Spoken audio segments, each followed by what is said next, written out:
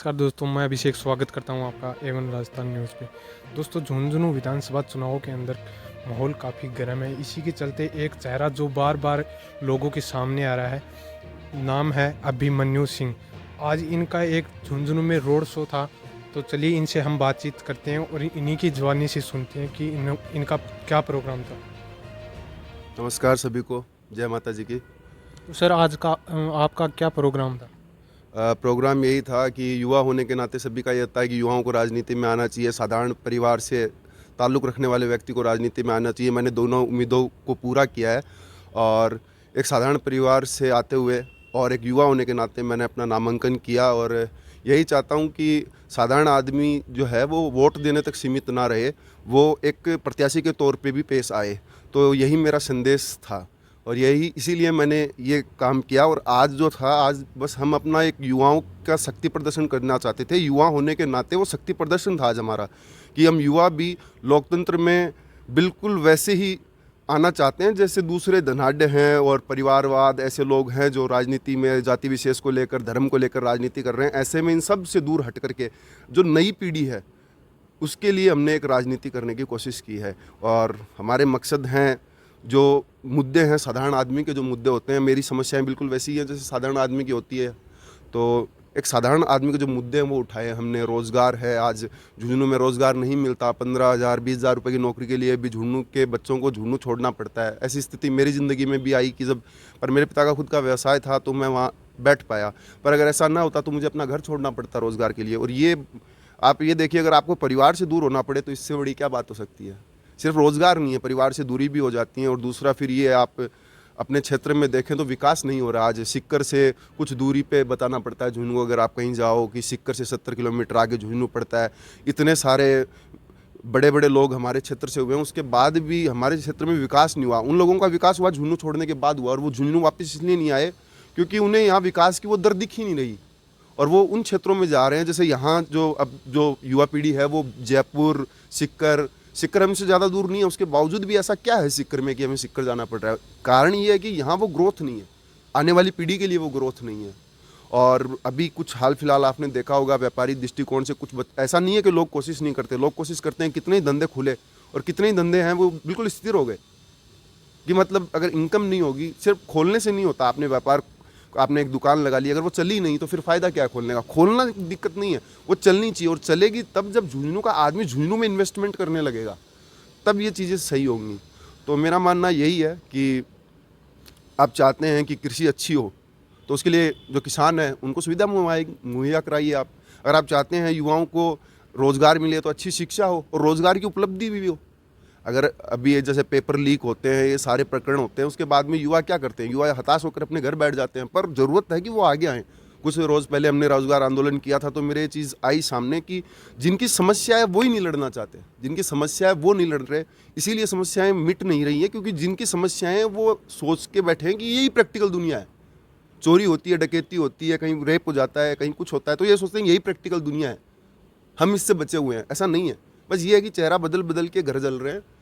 बारी सबकी आती है, ये चक्कर है, ये समाज एक चक्कर है। हम समाज में रहते हैं और समाज लोकतंत्र से चलता है। अगर आप ये कह दें कि मेरा लोकतंत्र से कोई लेना देना ही नहीं है, मैं इनसे दूरी बना के रखता हूँ, आप दूरी बना के रखो, पर आप लोकतंत्र से प्रभावित हो और हमेशा रहोगे। इसलिए आपको लोकतंत्र में अपनी रुचि भी दिखानी चाहिए।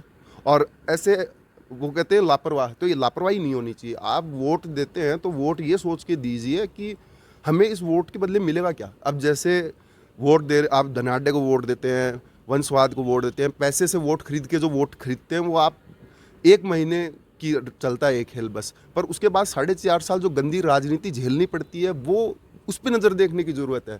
आपको कोई पैसे देता है, किसी भी प्रकार से आपको लालच दे के, आपको धर्म के नाम पे, जाति के नाम पे, आज जो ध्रुवीकरण होता है वोटों का, वो 1 महीने चलता है। उसके बाद में न वो आपको नज़र आते हैं, न कुछ और नज़र आता है। और होता यही है कि 4.5 साल फिर वही भुगतते हैं हम, जो 4.5 5 साल पहले भुगता। पिछले 5 सालों में हमने क्या भुगता, वोट दिए थे, उसके बाद में भी समस्याएं रहीं। 5 साल हम सरकार को गालियां निकालते रहे और फिर उसी सरकार को चुन लें 5 साल बाद, तो ये तो गलत है।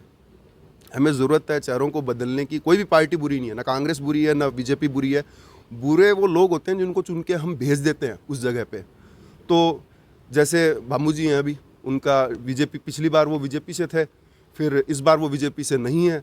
तो क्या आप बीजेपी को वोट नहीं दे रहे हैं? आप कैंडिडेट को वोट दो ना।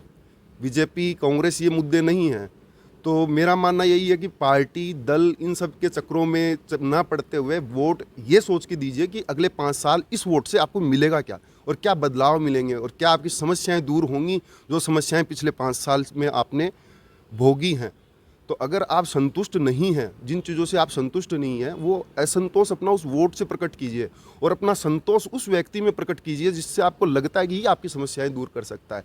तो मेरा कहना यही है कि 25 तारीख को जब आप वोट देने जाएं तो पूरे विवेक का इस्तेमाल करते हुए वोट दें कि आपको कैसे प्रत्याशी की आवश्यकता है। क्या वो आपके बीच का है, क्या वो आपसे मिलेगा, उसके बाद वोट देने के बाद आपकी सुनेगा। अगर वो आपसे दूरी बना लेता है वोट देने के बाद में, तो ऐसे आदमी को चुन के आप क्या करोगे?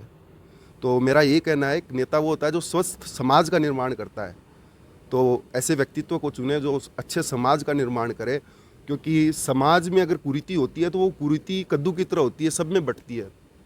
तो सामाजिक कुरीतियाँ हैं उनको रोके, उन पे दबिश लगाए। अगर आज जैसे कुछ कुरीतियाँ हैं वो चली हैं, जैसे आज युवाओं को बड़ा अच्छा लगता है गाली निकालना, युवाओं को बड़ा अच्छा लगता है कि वो गुंडागर्दी करने वालों को अपना आइकन मानते हैं।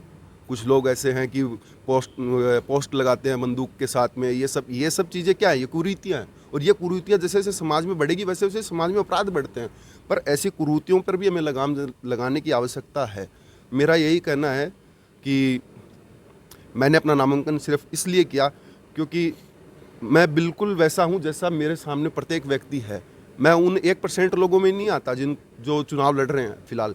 मैं उन 99% लोगों में आता हूँ जो मेरे जैसे घर में रहते हैं, मेरी जैसी समस्याएं हैं, वो मेरे जैसे हैं। तो मैंने उन 99% के रूप में अपना नामांकन किया है। मेरे इस चेहरे के पीछे झुंझुनू के प्रत्येक साधारण व्यक्ति का चेहरा है, प्रत्येक साधारण व्यक्ति का।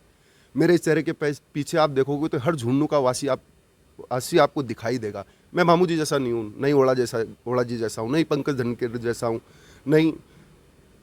मैं तो यही कहूँगा कि मैं बिल्कुल वैसा ही हूँ जैसा झुंझुनू का हर वासी है। और इसीलिए मैंने अपना नामांकन किया ताकि मैं ये दिखा सकूं कि हम भी लड़ सकते हैं। तो बस अगर आपको झुंझुनू की जनता इस बार अगर मौका देती तो आपका पहला काम क्या होगा जो आप इस झुंझुनू की जनता के लिए करना चाहोगे? मैं झुंझुनू के लिए सबसे पहला यही करूँगा कि ये गोचर भूमियाँ हैं, सबसे पहले इनकी तारबंदी करूँगा। क्योंकि आप देखो हर साल हर गांव में हर जगह ये झगड़े होते हैं ज़मीन दबाने के। अगर एक बार मैं उनकी तारबंदी कर देता हूँ उन गोचर भूमियों की, तो इससे गोवंश सुरक्षित होगा, जिसके लिए गोवंश के लिए इतनी सारी मुहिम चल रही है। उन मुहिम की मैं ज़रूरत ही नहीं समझता। आप गोचर भूमि इसीलिए थी कि वहाँ गोवंश रहे, तो आप गोचर भूमि की तारबंदी करो, उसमें गोवंश को छोड़ दो, गायें हैं वो सुरक्षित हो जाएंगी। दूसरा, आप इसमें पैसा देने से थोड़ी होता। आप धर्मशालाओं में आपने उनका हक तो वैसे ही छीन लिया, उनकी ज़मीन छीन ली, वो रोडों पे घूमती है, वो है उनके साथ अन्याय। आप उनको एक कमरा बना के देते हो, ये सब तो बाजार है। ये गौशालाएँ जो हैं, आप हकीकत जो थी जो हमारे बुजुर्गों ने किया, उन्होंने गोचर भूमि छोड़ी उन गायों के लिए। उस गोचर भूमि को आज दबा रहे हैं, नेता ही दबा रहे हैं। तो उस गोचर भूमि की तारबंदी करके सारे गौवंशों को वहाँ छोड़ा जाए तो वो गायें सुरक्षित होंगी। उसके बाद में जो अनचाही दुर्घटनाएं होती हैं सड़कों पे ऊपर इन्हीं आवारा पशुओं के कारण, वो नहीं होंगी। उसके बाद में आज से 50 साल बाद भी वो गोचर भूमि सुरक्षित रहेगी, उसको कोई कब्जा नहीं कर सकता। और जो लोग बेचने वाले बेच देते हैं गोचर भूमि को, जो खरीदते हैं वो भुगतते हैं और कोर्टों में केस लड़ते हैं ऐसे गोचर भूमि के लिए। ऐसा अन्याय नहीं होगा उन लोगों के साथ में। इसलिए मैं सबसे पहला काम यही करूंगा कि गोचर भूमि है उसको सुरक्षित करूंगा, और इससे किसानों की फसल भी, इन जो ये आवारा पशु होते हैं इनसे जो फसल का नुकसान होता है किसानों को, वो नुकसान मैं नहीं होने दूंगा। वो नुकसान भी बचेगा, और हर किसान तारबंदी करे आवारा पशुओं के लिए। इससे अच्छा तो ये है ना कि एक तारबंदी के उन आवारा पशुओं को छोड़ दिया जाए। तो झुंझुनू ज़िले में और देखा जाए तो पूरे राजस्थान में एक सबसे बड़ी कमी है, वो है पानी की। तो उसके लिए आपका क्या कहना है? देखिए, पानी का जो मुद्दा है, आप अगर पूछे मुझसे पानी का जो मुद्दा है, तो पानी की समस्या दूर करने के लिए काफ़ी योजनाएं आती हैं, और वो योजनाएं हम 1-2 आदमी पे थोप के छोड़ देते हैं कि ये 1-2 आदमी मिलके ले आएंगे। पर ऐसा नहीं होता है। अगर ये समस्या झुंझुनू की है तो झुंझुनू के प्रत्येक वासी को इसके लिए खड़ा होना होगा, अपील करनी होगी। जैसे आप चाहते हैं कि पानी आए, जिस व्यक्ति को बार बार आपने पानी के लिए वोट दिया, बार बार उसी को जिताया पानी के लिए, पर वो पानी नहीं ला पाया, क्योंकि उसने ये कह दिया कि मैं ही लेके आऊँगा, मैं अकेला ले आऊँगा। ला सकता है एक अकेला आदमी मिलके? एक अकेला आदमी मिलके क्या कर सकता है? एक अकेला आदमी नहीं कर सकता। अगर मैं खड़ा होता हूँ तो मैं पूरी तरीके से चाहूँगा कि झुंझुनू वासी मेरे पीछे खड़े हों, वोट देने तक सीमित ना रहे, वोट देने के बाद भी खड़े हों और मैं जाके अपनी बात रखूँ, विधानसभा में रखूँ, लड़ूँ वहाँ। और झुंझुनू क्षेत्र के जैसे दूसरे लोग हैं, आसपास के क्षेत्रों के जो दूसरे विधानसभाओं से जो जीतेंगे, चाहे वो चिड़ावा विधानसभा हो या फिर मंडावा हो, इन लोगों को भी मुझे एकजुट करना होगा, इन सब के साथ भी मिलकर के अपनी बात रखनी होगी, क्योंकि अकेला आदमी कोई प्रस्ताव नहीं ला सकता विधानसभा में। उसके लिए मुझे इन दूसरे विधायकों से भी अच्छे संबंध बनाने पड़ेंगे, ताकि मैं इन सबको लेकर के मजबूती से अपनी बात रख सकूँ, क्योंकि ये हम सब की समस्या है। पर यहाँ तो आपस में लड़के बैठे हैं, विरोध है आपस में, तो ऐसे व्यक्ति नहीं ला सकते। राजनीति का मतलब ये कोई द्वंद्व थोड़ी है, राजनीति कोई द्वंद्व नहीं है। इसका मतलब ये है कि बस आप जन सेवा करना चाहते हो, आपको मौका मिला तो ठीक, नहीं मिला तो ठीक, पर इसको तो एक मुकाबला बना दिया है लोगों ने। तो मैं इस राजनीति से दूर हूँ। तो आप अंत में हमारी जनता से क्या अपील करना चाहते हैं? मैं तो यही कहूँगा, एक ही अपील है, मैं बिल्कुल आपके जैसा हूँ, मुझ में कोई खास नहीं है, मैं बिल्कुल आपके जैसा हूँ, यही बात है। आप मुझे वोट नहीं दे रहे हैं, आप खुद को वोट दे रहे हैं, ऐसे वोट दें। एक साधारण व्यक्ति की दिक्कत यही है कि वो एक साधारण व्यक्ति को देखकर खुश नहीं होता है, उसे चाहिए कि कोई बड़ा आदमी का हाथ हो उसके ऊपर, वो बड़ा आदमी मेरे घर आ गया, ऐसी चीज़ों से हम खुश हो जाते हैं। पर ऐसा नहीं है। एक साधारण व्यक्ति को जिस दिन चुनेगा ना, उस दिन साधारण आदमी की दिक्कतें दूर होंगी। चाहे मैं हूँ, कोई और हो, आप हो सकते हैं, वो कोई दिक्कत नहीं है उसमें। कोई भी खड़ा होगा, आप खड़े होते हैं, मैं आपको वोट देता, कोई दिक्कत नहीं है, क्योंकि वही आदमी उन समस्याओं को झेला है और वही आदमी उन समस्याओं के लिए लड़ सकता है। इसलिए मेरी तो बस यही कहना है, मैं बिल्कुल आपके जैसा हूँ, और ये समझ लीजिए कि मेरी जगह आप बैठे हैं, बस इतना कह सकता हूँ, और मेरी जगह आप जवाब दे रहे हैं।